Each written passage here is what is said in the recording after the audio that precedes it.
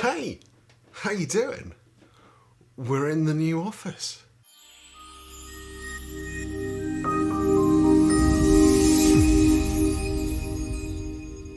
So before I actually start this video, there are a couple of things I need to say. Firstly, apologies for the kind of weird fluffy hair thing. Almost everything I own is still packed, and I have no idea where stuff is. So, let's all just be very grateful that I'm wearing clothes. The second is that this video is probably going to be a little bit rambly, but it does have a point. I feel like I say that quite a lot at the moment, so apologies. While I was moving house, if you've moved recently, you kind of know this, I came across some things I'd completely forgotten about, and one of them was something I thought I might talk to you about, because it gave me a bit of insight into one of those things that we all kind of talk about occasionally on this channel. I spend a lot of time talking about books, old books about boxing and wrestling, and discussing what people have written and what they meant and the things like that. And I found this. This is just a little notebook. Obviously, it's been kicking around for a while. It's a bit bent. It's a bit tatty. The pages are dark and stained. But this is a really important notebook, because this is the notebook I took to the first UK scientific wrestling camp that I went on. This is the notebook I took the last time Billy Robinson came to the UK. I spent 3 days training with Billy on that occasion. I had trained with him before, but on that occasion I spent 3 full days with him, going through what he considered to be the basic syllabus that a catch wrestler should know. And this is all of my notes from those 3 days. And it's bloody gold. Absolute gold. It's 40-something pages of quite detailed notes. And there's some really good stuff in here. There's some technical stuff, there's some very precise instructions, but, and this is what I kind of mean about giving me a bit of insight into the people that wrote the other books that we talk about a lot. Even though it's a decade old, so not very old at all, and even though it was me that wrote it, some bits aren't very clear, even to me. And that kind of made me think that, maybe I should be giving these guys that write these books more credit, because some of this other stuff in the way they've written it, some of it is brilliant. It's very easy to understand. Not like, the kind of HEMA manuscripts that people generally associate with HEMA, sort of 15th century German longsword, or Elizabethan English backsword, or Renaissance Italian rapier. This sort of stuff is really, really vague and difficult to understand. The boxing and wrestling stuff is really, really simple. People like Ned Donnelly, he explains it so beautifully that there isn't really any debate about what he means. The same with Alanson Wynne, the same with a lot of these people, Bombardier, Billy Wells. They're all writing some amazing stuff in such clear ways. But this, not so much. Some of it really is. But let me just try and find some examples for you. Here you go. This is what I've written from the course on the half halch. It's a very, very sort of standard wrestling technique.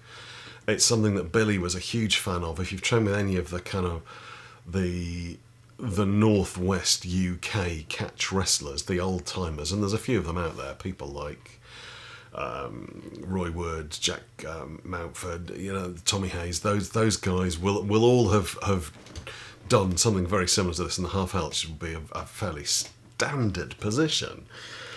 But this is what I wrote from what Billy taught before he died.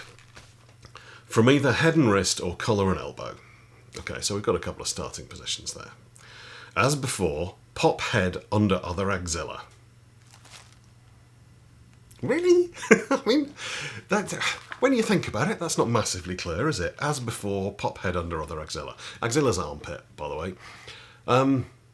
That kind of implies that there's a head already in your axilla and you're moving it to the other one.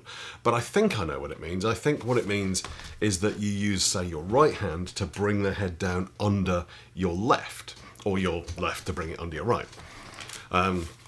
As before is almost certainly referring to the technique earlier, which was the grovet.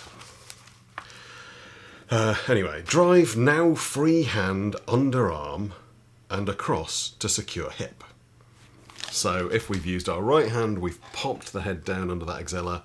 So we've got them with our left arm, which means our right arm is now the free arm that comes under their arm and across to secure the hip. See, now that makes sense. But that makes sense because I understand the position. I know what a half halch looks like, and I remember doing this.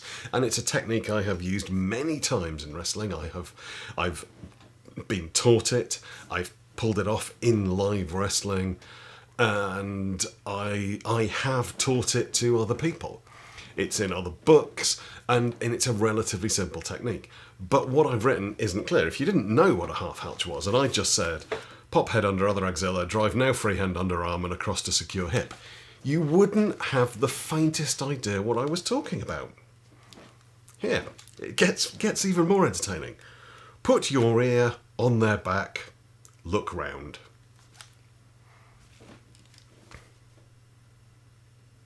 Okay. Then it says, pivot and bow. Now, if you've trained with Billy, then that's all that needs to be said, because Billy was a massive believer and a huge proponent in something called the pivot step. And I've got a couple of pages on how to do a proper pivot step in here. And it's something that I still practice a lot. The guys in the club that I've recently started coaching at are going to be doing a lot of pivot steps. It's something we're going to practice because getting it right makes a huge difference, and getting it even a little bit wrong tends to mean that you end up on the receiving end of something, not dishing it out. And we all know it's better to give than to receive. So pivot and bow makes a huge amount of sense to me. But if you hadn't trained with Billy, and let's be honest, that's quite tricky with him being dead, then that might not make any sense at all to you. And then it says, it finishes the last sentence, land in crank. Now, again, having done the technique hundreds, if not thousands of times, I know full well that that basically means that as you pivot, you bow, you take them down, you've got either that chin pick with the hand that's wrapped around the head, or you can bring that all the way through and put it against their chest and lock that hand between your chest and their chest. And that allows you to, when you land chest to chest on the floor, to bring the head up and crank the neck quite nicely with that. What it does mean, if you get that chin pick, which is how I tend to teach it now, which is a little adaptation that I got from Wade Shallers, you can get that chin right round to what Wade refers to as the 10 spot, get the chin all the way round onto the shoulder, and then it's really absolute simplicity itself to crank. You hardly have to move it as long as you get the rotation all the way around. So I guess there's some real insight from what what I've written here to these old timers, and it's given me a healthy dose of respect, not only for their ability as wrestlers or boxers, but also their ability to be able to describe what they're doing in effective, detailed, concise ways that actually make sense. Because even to me, a lot of the stuff I've written doesn't really make sense. And if I didn't have the knowledge that I had, I would not be able to use this. That being said, I think that I might give this away to my my Patreon supporters. Every month I give away a scan or a high-res copy of one of the books in my collection. At the moment, I think last month was the first half of Ned Donnelly's Self-Defense or the Art of Boxing. So the next one will be the other half of that. But I think after that, it may well be this. I may just scan it all in and share a link with my Patreon supporters. Anyway, I hope this has been in some way entertaining. And yeah, if you could maybe like, comment, subscribe, stick something in the comments. That's awesome. I love the chat, but also it does help the algorithm. You've probably noticed I'm really trying to grow the channel a bit at the moment. My ultimate goal is that I can maybe do this for a living. So we're a long way off that. But, you know, if that was possible, I'd be really very happy indeed. So please like it, please share it, please stick something in the comments, and I'll say hi. And I'll see you in a day or two. Fight team!